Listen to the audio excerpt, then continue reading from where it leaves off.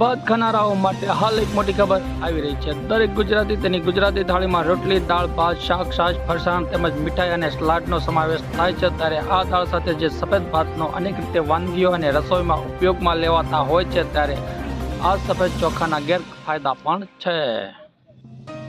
મુખ્ય રીતે રોજ સફેદ ચોખા ખાવાથી ડાયાબિટીસનું જોખમ વધશે અને પેટની સ્થૂળતામાં વધારો થાય છે। લોકો રોજ સફેદ ચોખા ખાય છે। રોજ સફેદ ચોખા ખાવાથી 100% લોકોમાંથી 10% લોકો ડાયાબિટીસનો ભોગ બને છે।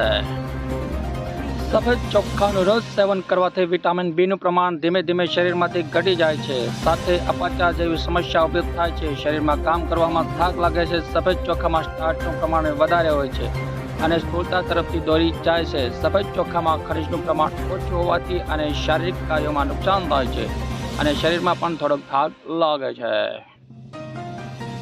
સફેદ ચોખા અત્યંત એસિડિક ખોરાક છે, જે આપણા શરીરને ખૂબ જ તેજાબી બનાવે છે, શરીરમાં વધતી એસિડિટીનું મુખ્ય કારણ બને છે। આ સફેદ ચોખા ફાઇબર સામગ્રી અત્યંત ઓછી છે, તેથી તે આંતરડાની સફાઈની ભૂમિકામાં મદદ કરતું નથી। આ ચોખામાં કેલરીનું પ્રમાણ વધુ હોય છે અને પાકેલા ભાતમાં 10 ચમચી શુગર બરોબર કેલરી હોય છે।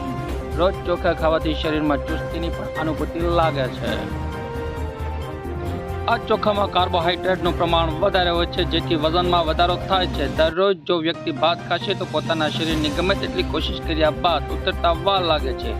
આ ચોખા ખાવાથી જેટલું જલ્દી પેટ ભરાઈ જાય છે, તેટલી જ જલ્દી ભૂખ લાગી જાય છે। જ્યારે સફેદ ચોખાનું સેવન રોજ કરવામાં આવે તો ફરી તે વ્યક્તિને થોડું કંઈક વારંવાર ભૂખ લાગવાથી ઓબેસિટી પણ થઈ શકે છે।